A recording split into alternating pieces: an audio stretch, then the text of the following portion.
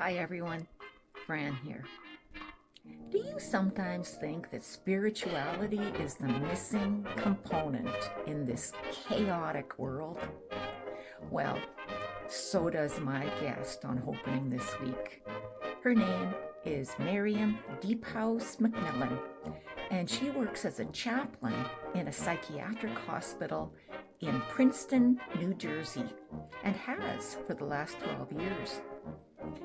She talks about the studies that have been done with the brain and how spiritual practices as simple as praying and meditation and contemplation change the way the brain works. Parts of the brain are active, the parts of the brain that are involved in compassion, empathy, connection, and most importantly, self-compassion. It's profound work, and in her book, Sacred Balance, she outlines 9 practices of what we can do even in a busy life to help us connect more spiritually with ourselves, with others, and with our higher power. I hope you stay with me, and welcome to the Opening. Hello, everyone, and welcome to the Opening. This is the place where hope is happening, and it's a privilege and an honor to have my guest, Miriam Diephouse McMillan, here with me today from Princeton in the United States. So welcome, Miriam. Thank you, Fran. It's so good to be here with you today. You know, we were talking a little bit off screen about your weather and how you're not able to come onto the Zoom from your normal location because of the weather that happened last night. So, where are you coming to me from? I am in Princeton, New Jersey, and I'm at Princeton Theological Seminary borrowing their library internet. We had a bit of a storm last night and our internet went out. And I was like, no, I have to meet with Fran. I need to find somewhere where I have some good connection. So I'm glad it worked out. So, we are talking about your beautiful book, Sacred Balance, and it's a quick read. Miriam, I took it with me on my trip to Europe. It fit really good in my luggage, and it's a beautiful book. The first question I want to ask, because you're a chaplain, you are also a pastor, you are a chaplain at an inpatient psychiatric hospital there in New Jersey. You've been there for over a decade, but you're bringing spirituality into the work that you do at the psychiatric hospital. So, when we talk about spirituality, a lot of people think religion. So, tell me, what is the difference between spirituality and religiosity, and how are you bringing it into your workplace? For me, I would say spirituality is the umbrella term. It encompasses religiosity, but is more than it. And so I would argue personally that everybody has spirituality, and that has to do with how we make meaning and find purpose in our lives, how we connect with other people, with things beyond ourselves, whether that's nature or some sort of higher power, right? It's those sort of bigger existential issues that we all deal with inherently because we're human, right? And so that is spirituality for me. And then religion is the sort of cultural traditions that have been passed along for how we engage in those sort of spiritual activities, right? And so there's different traditions in different parts of the world. People gravitate towards, a particular religious tradition, or maybe they don't have a tradition at all. And so for me, working as a chaplain, my job is to engage with patients in their own spirituality, whatever that looks like. And so some patients come in with a particular religious tradition and we support them, whether it's, providing scripture for them to read or just talking with them or religious worship services. We do have an interfaith department. So we have an imam and a rabbi and several Christian pastors so that we can support everybody in their own tradition. But a lot of my work is really just helping people look at those deeper questions, right? How are they making sense of their experience? What are the practices that help them find connection to something beyond themselves, and giving people space for that, and finding that that really is a healing process. And that is an important part of mental health and mental well-being that for 100, 200 years has been kind of pushed to the side, but now is becoming more accepted in the field that, oh, we do need to actually concern ourselves with patients' spiritual beliefs and how that impacts their mental health. Well, is there research on the benefit of a spiritual practice of some kind and mental health? Way back in the day, when I was doing my master's, I researched this and there was data at that time, but that's back in the early 2000s, so 25 years later. What kind of data do we have about how a spiritual practice of some kind aids in our human mental health? There is actually a ton of great research that's come out in the last, 25, 30 years. There is a neuroscientist out of Philadelphia who started doing brain scans of people's brain while they are praying or meditating. So he took like Tibetan monks and Catholic nuns and put them in a brain scan machine while they were praying to see what's going on in the brain. There's also some causal studies that he's done about scanning people's brains before a 1 week retreat and then after a week. And that particular study was done with like Ignatian Catholic spiritual practices for a week, and being able to see specifically which parts of the brain are lighting up or are changing as a result of these practices. And for those of us who've been doing spirituality, we're not really surprised that it has to do with things like compassion, empathy, connection with others, but also self-compassion and the parts of ourselves that allow us to kind of relax, to stop judging ourselves so much, that these are the parts of the brain that are impacted by these practices. There's also some really cool research out there about depression and spirituality, and that the same pathways in the brain that get weakened in people with chronic depression can be strengthened through active engagement in faith. And so it's a tool that works on some of the same pathways that are impacted by depression, which I find fascinating and really hopeful and really encouraging for the work that I do, and the many people out there who are struggling with these things, that there's something we can offer that really does help and really does make a difference. And I have found as well, as humans, or maybe it's the Western culture, get further and further away from a community of spirituality, whether it's religious faith or whether it's just people getting together, walking in the woods or whatever that meant, whatever it looked like, people maybe even. There is more anxiety, depression, mental sicknesses that sometimes just a little bit of better being in touch with our own self, the self-compassion, and maybe a community that believes in similar beliefs as you can really strengthen mental health. It's interesting that you mentioned that. There's another researcher who has studied sort of lifetime risk for mental health issues and how that correlates to spirituality. And among the different aspects of spirituality, it was the communal part that had the most impact on lifetime risk.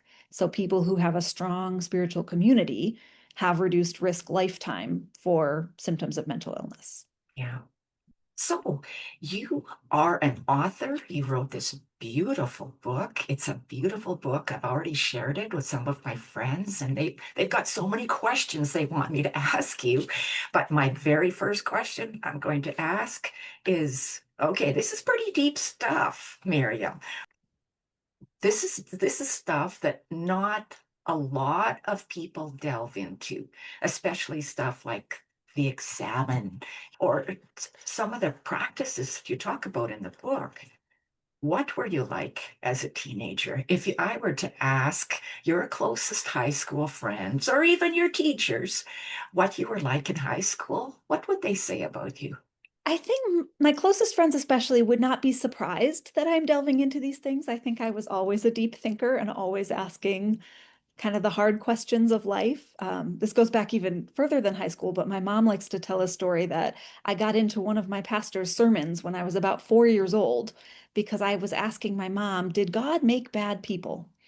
And she thought that was really deep for a 4-year-old, and she shared it with the pastor. So there was sort of a running thread of these sort of deep theological questions of making sense of the world and spirituality that really have always been a part of who I am. And I think my friends in high school, I went to a Christian school, and so we were all, raised in the same faith tradition, but we were of an age where we were asking a lot of questions and trying to say, well, how do we make sense of what we're seeing in the world and all these things we're learning, given what we were raised to believe? And I was often one of the leaders of those conversations and trying to make sense, trying to put the pieces together. So I think that those friends would not be totally surprised to find out that this is what I ended up doing for the rest of my life. I'm probably more surprised than they would be at the time. I was Well, also and interested in a lot of sorry. math and science, so that people who knew that side of me might be a little more surprised that I ended up in the spirituality realm. Yeah.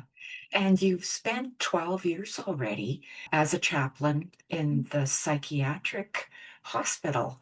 So, Mhm. how did that come about? I know that you're a pastor in a Presbyterian church there in New Jersey. So, how did the chaplaincy come about and why? Why would you choose an environment? I don't think it's an easy environment to be a I know. chaplain in. So, can you talk a little bit about that? Yeah, so actually the chaplaincy came first. I was a theology major in college and wanted to teach. That was sort of my game plan at that point in life.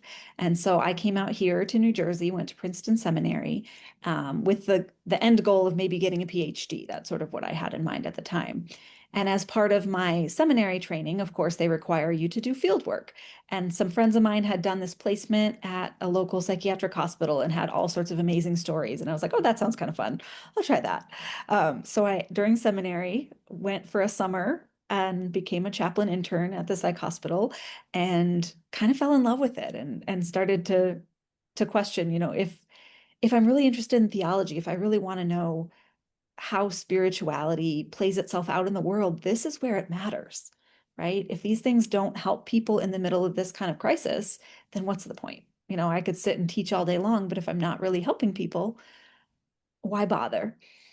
So I kind of changed course during my last year of seminary. I did some clinical pastoral education, which is sort of intensive residency for chaplains. I worked in a trauma center in Philadelphia, so doing more like crisis physical health issues, and learned a lot, but decided mental health was definitely more my comfort zone than the emergency room. And ended up going back to that same hospital where I had done my internship, and worked there part-time for a couple of years. And then when a full-time position opened up, I jumped on it and I've been there ever since.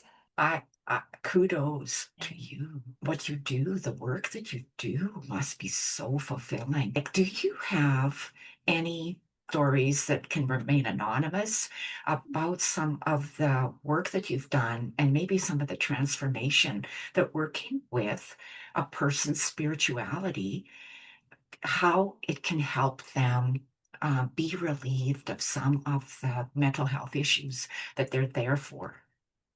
Absolutely. Yeah. So many stories. I have to, select the best ones and mix and match a little bit, just for privacy reasons.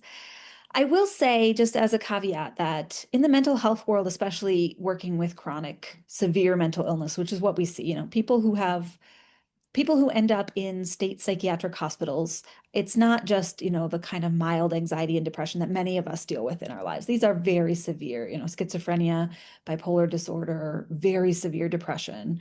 And in that realm, we don't talk about cure, we talk about coping, right? So it's less about how are we going to get rid of this illness and more about how do we help you cope with the symptoms that you're experiencing so that you can continue to live a meaningful life.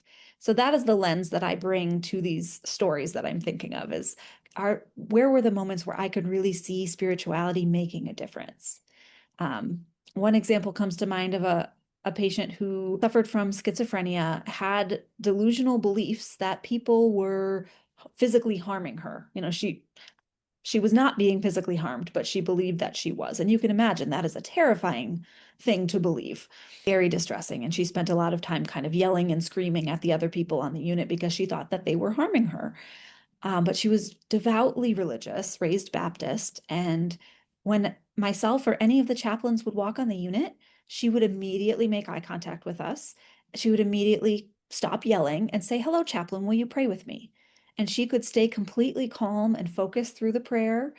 And then, potentially a few minutes later after we left, she might go back to yelling. But for that moment, in the presence of a chaplain, she was able to feel safe and she was able to connect with something outside of herself and outside of this sort of terrifying experience she was having of believing that people were harming her. And so that has always been a powerful memory for me of how much difference it makes just to show up, just to be with someone and connect. We were talking earlier about community, right? And the value of that and just seeing how much that impacted people.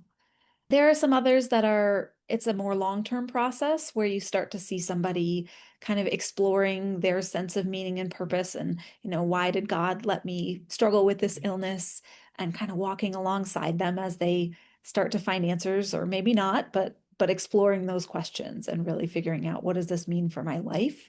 And what do I do going forward? How do I get out of here? What do I want my life to look like when I leave? And is there a faith community maybe that I want to connect with? And I guess one story I can share is there is a particular patient who I have run into at a local church in the community who, has been out of the hospital for many, many years. And it's just wonderful to see somebody, somebody who I sat with and prayed with at a very, very challenging time in their life, who's now just out living life in the world. And I can bump into them and say, "Hey, how's it going?" And, we can share that connection and know that I can know that that person is still being supported by their faith community, even as they're out in the world. Beautiful. What beautiful stories. You just never know, right? What somebody needs. But I think when you're led by Spirit, it doesn't matter that you don't know. It just happens. The connection, the whatever it is that person needs, it just happens. So your stories are so beautiful in that way. So tell me, what is the difference between spiritual formation and spiritual direction? It's a great question. I think of spiritual formation as sort of the natural process. Like I think of it developmentally in the same way that we think of like developmental stages, as people grow and age through different periods of life, and that there's always change happening in our spiritual lives, right? And, it shifts from when we're a child and we have sort of black and white morality. This is good, this is bad, this is right, this is wrong. And then we start asking more questions, right? And kind of coming to our own sense of what we believe. And then maybe different questions are raised later in life when we have different things, whether it's having children or dealing with chronic illness, right? Whatever we're kind of dealing with in our lives is going to raise different questions. So I think of spiritual formation as the process of actively using faith through that journey, that developmental journey, if that makes sense.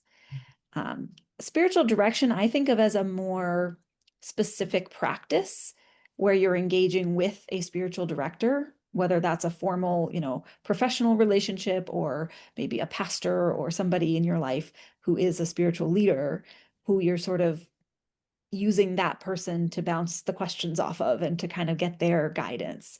So for me, that term spiritual direction is more specific to that practice of working with another person who's sort of guiding you or helping you engage the formation process. So it might be more regular, like Mm, more, once a week kind of an idea, sure. rather than just I'm having trouble with my teenage daughter. What do I do? Mhm. That kind of an idea. Yeah, There's been historically distrust between psychiatry and spirituality. Can you talk a little bit about that and how perhaps what you're doing, part of what you're doing, is helping to bring that together? absolutely. This is my passion area, so you'll have to cut me off if I keep going too long. Um, so, the field of psychiatry is really only 150, 200 years old at max, right? And it came to be at a time when it was trying to defend itself as a real science. And so a lot of the early stages of psychiatry and then what came after psychology in those fields really came at a time when they felt the need to sort of prove that it was real science. And so being very secular in their approach, to the point of kind of denigrating religion in the way that a lot of the sort of the modern age of science sort of called into question some traditional religious beliefs. And there was some skepticism and some sort of kind of patronizing views of religion, all the famous phrases about it being an opiate of the masses. And so there was this disregard for spirituality that happened early in that field. And as a result, the religious traditions, particularly Christianity, if we're talking about, the Western world where psychiatry developed, sort of reacted against that and said, well, if they're going to say that we don't, we're not valuable, then we're not going to trust anything they say. And we're not going to encourage our people to go, talk to psychiatrists. And so there was this sort of stigma that developed in both directions, where the field of psychiatry and psychology didn't really trust religion or thought it was sort of fake. And then the field of religion got defensive and didn't trust psychiatry and psychology as a result. And I would say it's really only in the past 30 or 40 years that has started to shift. And some of that has come out of some of the research I've described, and just this general sense that there's more to spirituality than sort of the stereotype of conservative traditional Christianity. Some of it actually came through Buddhist traditions, right? The way that mindfulness traditions were brought into Western thought as a mental health technique, right? So mindfulness-based stress reduction is a very well-known, therapeutic technique that is completely rooted in a spiritual practice. And those of us who study religion and spirituality know that a lot of the deep roots of different faith traditions have a lot in common, that there are strands throughout Buddhism and Christianity and Islam and Judaism that are very similar, which is not to say that they are the same religion or that they don't have unique identities as, cultural and religious traditions, but that there's some deep wisdom that is shared across these traditions. And I think Buddhism kind of opened the door, at least in the Western North American context, for thinking about spirituality as a tool for coping with mental illness. And through that, there's become more research, and now people are saying, oh, well, other religions are probably valuable too.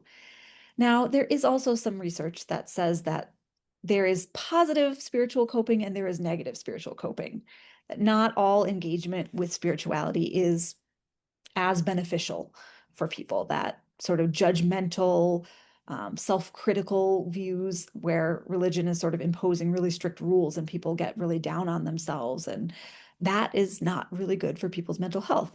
If you've ever experienced depression, you know that that's a lot what that feels like, is being down on yourself, judging yourself, being very critical. So it's interesting to see how the mental health field also can shed some light on spirituality and which forms and which engagement in spirituality is more helpful for certain people at certain times in their lives, or depending on what they're going with. So it's not a one size fits all that like, oh, just join a religion, any religion, it'll help you. It's how are you actively engaging in your faith that's going to make a difference. And all of the research on coping, that's really the one commonality, is that active engagement, that personal exploration of faith as a tool for coping with symptoms is much more effective than the sort of superficial sitting in a church following specific rules because you're told to. That it's that intrinsic motivation that really makes the difference. So if I were to ask you, why can't I just pray? Why doesn't just prayer be good enough? In your book, you've got 9 practices. So why can't I just pray? Why do I have to do this extra stuff? Like, how am I supposed to get it all done? My first response is, what do you mean by pray? Because I think prayer means very different things. And I think there's a sort of standard idea that comes out of sort of I don't want to be judgmental, but a sort of simplified version of Christianity where prayer is just asking God for what you need, right? It's what you see in pop culture when people pray. It's like, God, I'm struggling, fix this for me, right? But those of us who study religious traditions know that that is not what prayer has always looked like. That is actually a fairly modern understanding of prayer, and that historically prayer involved a lot more active engagement, which is what these practices are. So I would say that all 9 of these practices are a form of prayer. if we define prayer as engagement with a higher power or engagement with your sense of spirit, God, however you want to name that supernatural, powerful, spiritual force in your life. And so rather than saying we have to do all 9 of these practices, I think of it more like a toolbox, right? Here's 9 different ways that you can pray. Try them out. See which ones work for you. Not everybody is drawn to every type of prayer, and I think we are created to be diverse and different. And so why should our spiritual lives not also have that diversity in how we can practice and how we can engage? So as part of my goal in writing the book is to offer people options. Just like in a mental health setting, we offer people different coping skills and we say, try them out, see which ones help. We don't say you have to use this one coping skill. It's the only one that works. It's here's a bunch, try them out, make a toolbox for yourself, carry it around, use it when you need it. And I think this is sort of like a spiritual toolbox in that way. So let's take a look at the toolbox. We've got 9, and I'll just hit on a few of them, just because to me, these ones are ones that I want to, pick your brain on. So what is the difference between meditation and mindfulness or contemplation? Because at one point, because I taught at a Catholic school my whole career, 34 years, we were not allowed to talk about meditation, but we could talk about mindfulness. Mm-hmm. Is there a difference, or is it just the word? For me, it goes back to this idea that, religious traditions are unique and that there are different strands of these practices that have evolved differently in different parts of the world in different traditions. So meditation as a practice comes out of Buddhist and Hindu religious traditions. And so for somebody who is a Christian to engage that practice without any cultural awareness is probably not appropriate, right? But we have in our own faith tradition this history of contemplative prayer that has been going on for centuries, this idea of praying without words, of sort of spending time in silent contemplation with God. And that is part of our tradition. And so I think that is a way that we can engage without, stepping into another tradition that we may not fully understand. And I think the term mindfulness is helpful because it is a descriptive term that can apply to different practices regardless of what tradition they come from, if that makes sense. So it has become this, it's almost a secular term, but it has spiritual connotations. But that you can engage in mindfulness, whether you are a Christian, whether you are Jewish, whether you are Hindu, whether you are Muslim, and use the traditions that are a part of your lineage and a part of your faith in a mindful way. So I can relate to people who say, well, as Christians, maybe we shouldn't be meditating, especially if it's out of respect for the traditions where meditation was developed. And if we want to learn to meditate, we should go to those traditions and not just try to, put a Christian label on top and make it our own. So I see it both ways. I think there is a lot of similarity in the heart of the practice and in the attitude of the practice, but I think that there is something valuable in honoring the differences in our traditions as well. What is contemplative prayer, centering prayer? What is that? For me, it is spending time with God in silence. And it is more intentional. There are ways in which we can spend time with God. I talk about practicing the presence of God, right? While you're washing the dishes. Contemplative prayer is more intentional. It's setting aside time to be with God in silence and not be thinking about other things, not be doing other things, but just being present. And there are structures around that. So centering prayer is a particular structure for how to engage contemplative prayer that has become kind of popularized over the last 75 years or so, in which you come up with a word or a phrase that represents your intention, and you kind of sit with that and repeat the word or phrase to help you stay grounded and present during that time of prayer. I don't know that that's the only structure, but I think that is a very accessible structure that a lot of people find relatable and easy to do without a whole lot of training, if that makes sense. I think sometimes we think about contemplative prayer as like, oh, that's for the monks, right? Those are the people who dedicate their life to this, and I don't have time for that in my life. Like, well, do you have 5 minutes? Can you sit down for 5 minutes and spend 5 minutes with God in silence? And what would that look like? And what would come up for you in that time if you invite God to be with you? How might that change your experience in that moment or for the rest of your day? Or if you make it a regular practice, what difference might that make in your life? What word we could choose be? Oh, there's so many. A lot of people will pick like their favorite name for God. There's so many options in scripture, Emmanuel, God with us. Um, the names of the Trinity, sometimes people will choose, or creator or comforter, right? Whatever name people use to help them feel the presence of God most strongly is what I usually would recommend.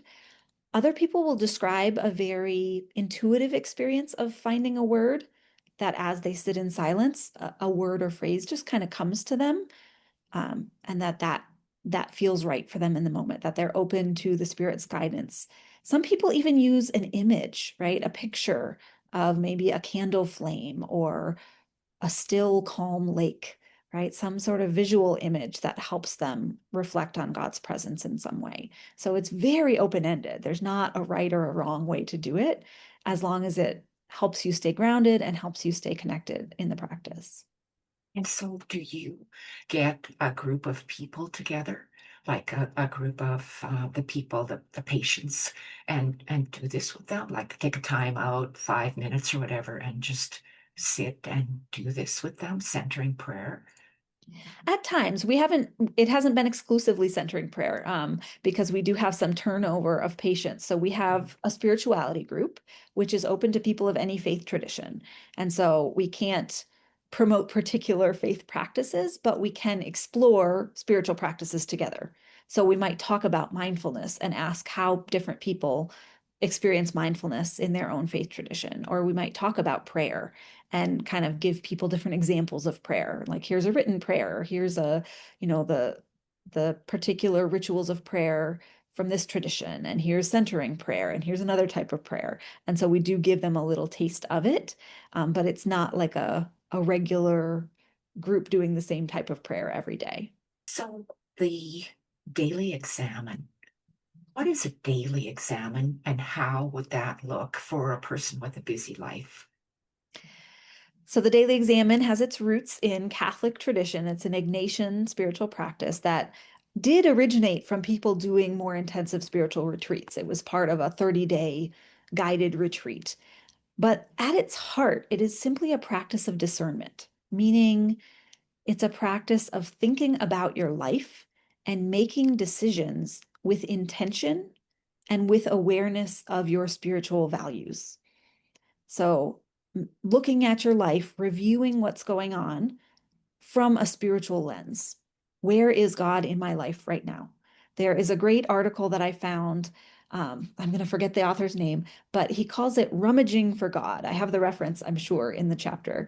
And I love that image. So he uses the image of like a junk drawer in your kitchen, right? And there's the one tool that you need, and you know it's somewhere in there, but you got to dig around a little bit before you find the thing you're looking for. And so the examine is that process of kind of digging around in your life. It's like, I know God is in there. I know the Spirit is at work, but it takes a little searching to figure out exactly where and how. And the examine is a tool for helping us do that. And so the way that I have used it and encourage other people to use it, it can be a daily practice, it can be a weekly practice, but it's a sort of ongoing, regular review of your life. So if it's a daily practice, you're reviewing your day. You're walking through your day saying, what happened today? How did I feel? What was going on? Where was God? Where did I feel close to God? Where did I feel far away from God? And then the ending is kind of a so what? Okay, if that's what I noticed, what do I do about it? What do I want to do differently tomorrow? What changes do I want to make in my life as a result of what I'm noticing? So it's that intentional awareness that leads to change. And that's what I think of when I think of the discernment process. So is that written, or is it just maybe before I go to bed at night, I review my day. Where did I find God today? I think either way. Again, I think there's a lot of flexibility around these practices. So some people really enjoy journaling, and this is a great sort of structure for your journaling, that you can have some set questions about your day that help you reflect. And that for some people, the process of writing really helps them kind of into that deeper spiritual level. For other people, the journaling is just a chore and it gets in the way. And so then I say, okay, don't do the journaling. Just reflect. For some people, it can be a group process where you get together with somebody every week and you kind of say, what was going on in your life this week? What's new? This is where that process of spiritual direction can be really helpful. If you have somebody that you're meeting with regularly to say, hey, where is God in your life right now? And what does that mean for you? And what do you want to do differently as a result? And I think it's interesting the way you use the word rummaging, because sometimes the junk drawer is so full, we cannot find, the beaters for the mix master. We just can't see them in there, but they're there. And once we start digging, we find them. And they're still there. We just can't see it. And I think that examine is a beautiful way to just pay attention, because we can say, oh, I had the worst day ever. Or, we've got little catchphrases for that. Was it really? Was it the worst day ever? And maybe if you still say, yeah, it was, well, what parts of it might have you seen a little sprinkle of sunshine, a sprinkle of God in there? We will see it. We always do. And that brings me to the gratitude practice. We call it prayerful savoring. And why do you call it prayerful savoring? I love the term, though. Thank you. And I think, as far as I know, I think I may have coined that term. I wanted to include a gratitude practice, and I wanted to highlight active engagement in gratitude. That so many of the gratitude practices out there are like gratitude journaling, where you kind of look back and you think back on things you were grateful for in your day or in your week. And I really wanted to focus more on sensory enjoyment in the moment. And so the term that came to mind for me was savoring, but it is a spiritual kind of savoring. And so I came up with that term, prayerful savoring, to kind of express what I meant by enjoying gratitude in the moment. That when you are experiencing something good and beautiful, to let that experience be the practice, to let your awareness of that joy fill you with the gratitude. And gratitude by nature is directional, is relational, right? I'm not just grateful in the abstract. I'm grateful to someone or for something. And so there is this relational connective aspect of gratitude, where when I'm sitting near a window right now and there's this beautiful blue sky, and the wind is blowing through these green tree branches, and it's beautiful. And for me, that reminds me of God's creation and the wonder of the natural world. And so I have gratitude, and it is connecting me to something outside of myself as I experience this beautiful sensation. So I wanted to really offer a practice for how do we experience joy as a practice in and of itself. And it's in the moment. So it's that intentional stop, look, and just being in that moment and seeing whatever it is, and just that feeling that overcomes you when you really immerse yourself in something that's so beautiful, and that sense of being profoundly, I am just so grateful, rather than an end of the day practice where you kind of look through your day and you make a list. It's just that, like you said, a savoring, the smell, the taste, the being, the texture, the everything of whatever it is, the sunshine, the trees, the green, everything around you, which in itself is just a practice of, I guess it's a part of mindfulness as well. Yeah. And this is where I think my mental health experience really has impacted my understanding of these practices, because that is something that people with anxiety and depression really struggle with actually noticing the good when it happens. And so that is often, a therapeutic technique is to, engage in mindful awareness of something really pleasurable as a way to counteract some of that negative bias that we all have, where it's much easier to remember the things that went wrong than the things that went right. And so choosing to be in the moment when something is good instead of sitting there worrying about, oh, this is going to end, or, oh, what about that conversation I had yesterday? And just letting the good be good is a very therapeutic experience. And so I think that also helped shape my understanding of that practice. Letting the good be good. I love that term because I think in some religious practices, you're not supposed to like things too much, or there's like maybe a bit of braggery, or we get too high on our horse, or they feel like if they're too happy, the shoe's going to drop. I'm thinking that you probably see that sometimes in the work that you do. Is Absolutely. that right? Yes. And I was raised in a Reformed Calvinist tradition. So there was a lot of that, you're not supposed to be happy. If you're too happy, it's probably, a sign that you're not doing enough, or you should be working harder, right? Like there's this pressure to always fill that time with something quote unquote productive. And I'm like, I think that enjoying creation is productive. Like I think that spending time with God is a worthwhile thing in and of itself. And we don't need to fill that time with something else. There's so much to that about hard work is God's. Yeah, there was a little saying, I don't know, that it used to be the devil's hands work in the idol or something like that. Like you probably know that little saying, but that's true. It's like we weren't allowed to just sit and be in nature and enjoy the moment because something bad was going to result of it or something like that. And that is a very, modern Western viewpoint.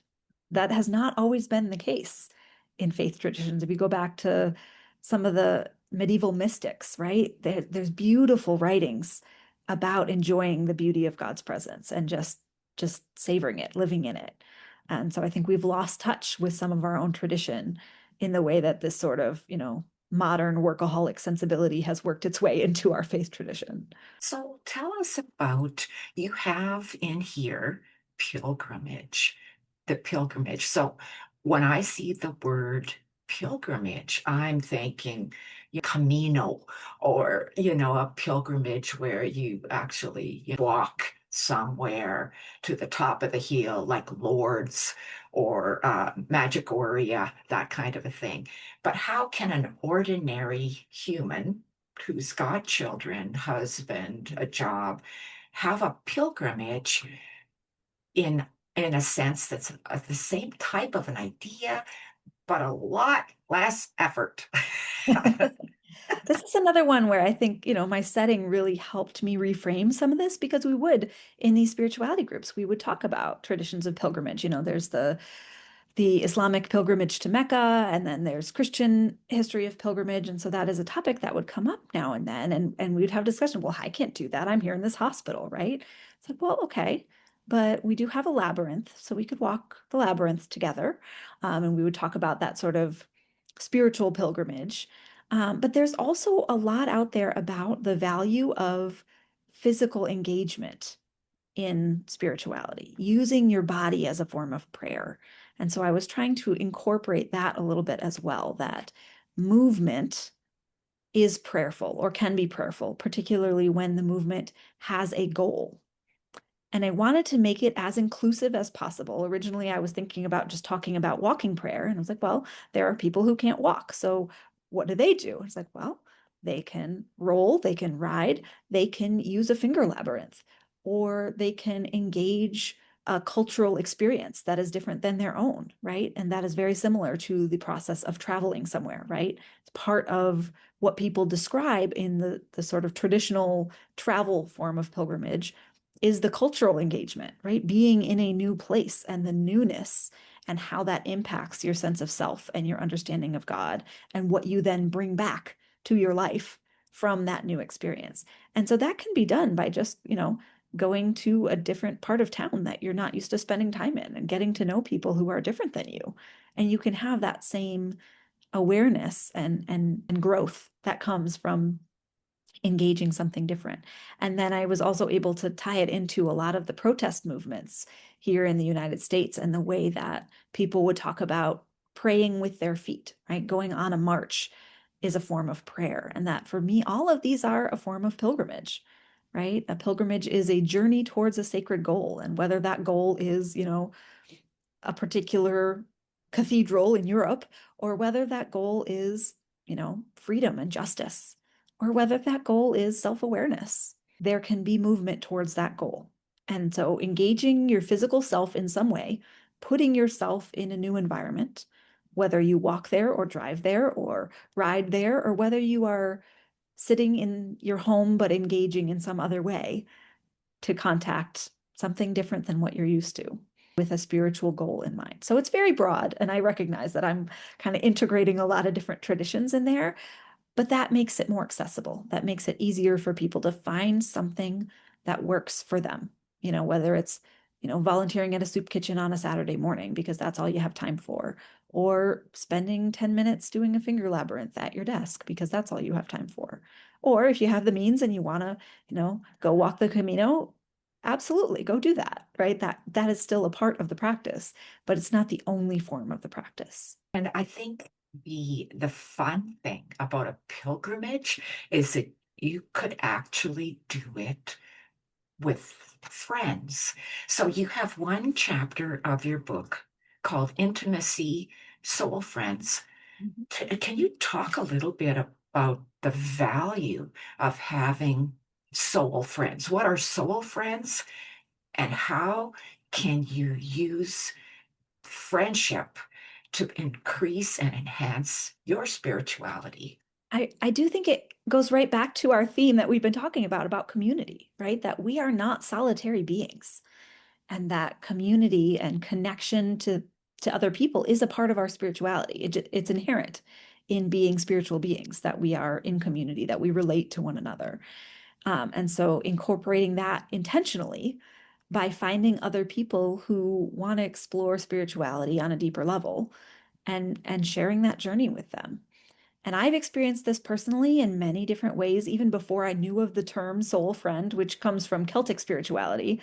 The Anam Cara means soul friend. And that's where a lot of that language around soul friend comes from. But, I talked about when I was in high school and the conversations I would have with friends as we were kind of questioning the meaning of our lives and where God fit in that, or friends during seminary as we were trying to discern our spiritual callings, right? The conversations that we would have. I've had formal spiritual directors, and that is a form of soul friendship where you have somebody who's dedicated to kind of focusing on you and your spiritual growth. And so it's less mutual. It's more, a professional serving a client. But you can also have mutual soul friends where you are working together and sharing questions. I've had Bible study groups that developed into soul friendships because we really were able to explore those deeper questions and spend time in prayer together.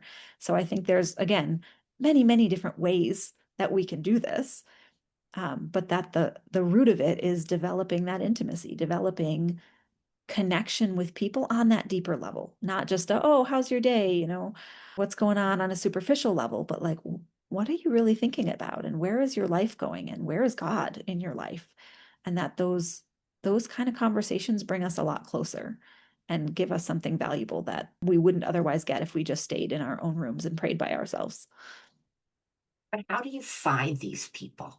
That is a great question. I think sometimes in my life it has happened by accident, so it's a little hard to suggest, but it's those people that you meet that you just feel that connection with right away, where you're just like, oh, we just click, right? And we're able to have those deeper conversations pretty easily. It doesn't feel awkward. And so it can naturally evolve in that way if you just find friends who like deep conversation. But there are plenty of ways that you can connect with a spiritual director or find a church that has some sort of a small group that's doing this kind of work together. There is a website called Spiritual Direction International that has like a listing of spiritual directors around the world.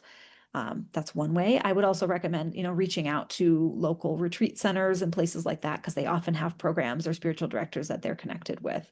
So that can be, if you're looking for something a little more formal, to seek that out, to see who in your area is doing that kind of work and try it out. And maybe, for me, I've had some that I connected with better than others, and that's okay, right? That not everybody is the right soul friend for you.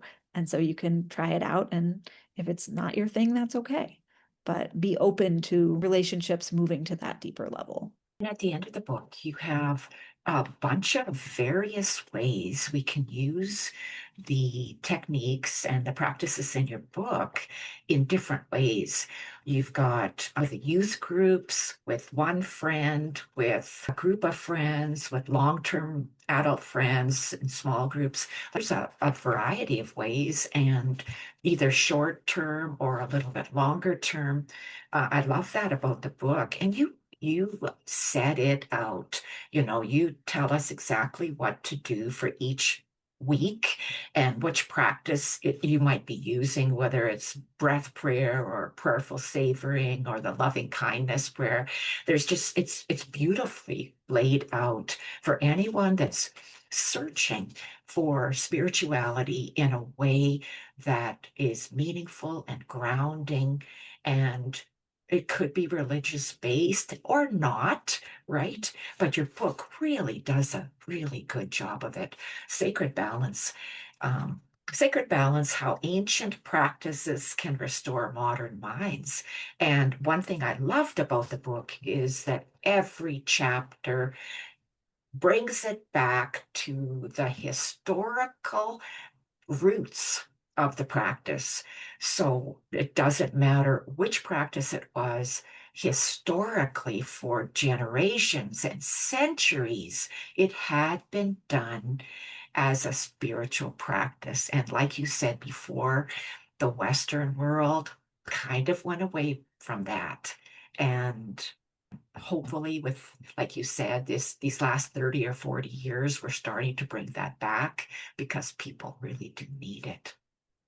Yeah, thank you, Fran. And I will say these conversations are so encouraging to me to find that there are so many people out there who really value these things and are really looking, to develop their own spirituality. And it's just, for me, it's very affirming of the spirit at work in the world, that there are a lot of people who are hungry for this and who want to have these conversations and who want to figure out how to have a deeper, more fulfilling spirituality that's not just about getting your butt in the pews on Sunday morning, right? It's about, what are you actually doing in your own life to engage with something bigger than yourself. And just find this whole conversation very encouraging, and I really appreciate you and the work that you're doing to help these conversations move forward. Oh, thank you. And we're almost at the end of the show, and this show is about hope. So, what words of hope can you give us as your last message? Mm. I think again, this is very shaped by my experience working in an inpatient setting, but whatever you are experiencing right now is not the end.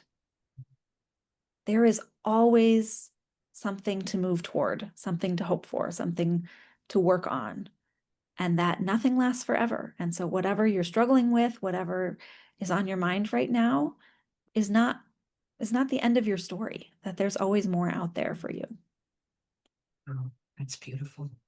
And I really hope people can take that away, because sometimes we feel like there's no hope, that we're at the end of our rope and there's no place else to go, right? But your words of hope, of just hang in there, just hang in there, it's gonna get better, are so true. Yeah. Where can we get a hold of you, Miriam? I have a website, miriamdiephouse.com.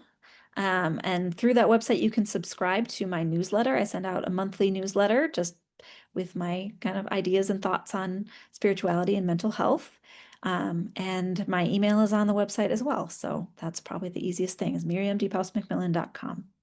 Awesome. And for all of you that are tuning in for the first time, it's great to have you here. And for anyone who hasn't yet, please subscribe. The button is right down there. You will help us get the message of hope out. You'll help Miriam and her book because it's an incredible book. I would totally recommend it if you are on a path of seeking.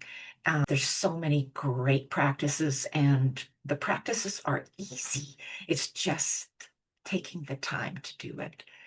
So thank you, Miriam. Thank you for being here with us, and good luck with your book, and good luck with all the wonderful work that you're doing with the people that you're helping right now. Thank you so much, Fran. This has been such a joy. Yeah. And thank you too. Bye-bye. Bye.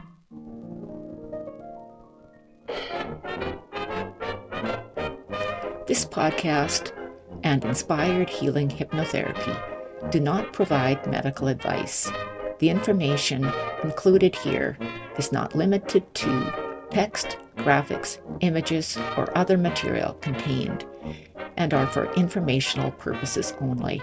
No material in this podcast is intended to be a substitute for professional medical advice, diagnosis, or treatment. Always seek the advice of your physician or other qualified healthcare provider with any questions you may have regarding a medical condition or treatment, and before undertaking a new healthcare regimen, and never disregard professional medical advice or delay in seeking it because of something you have heard on this site.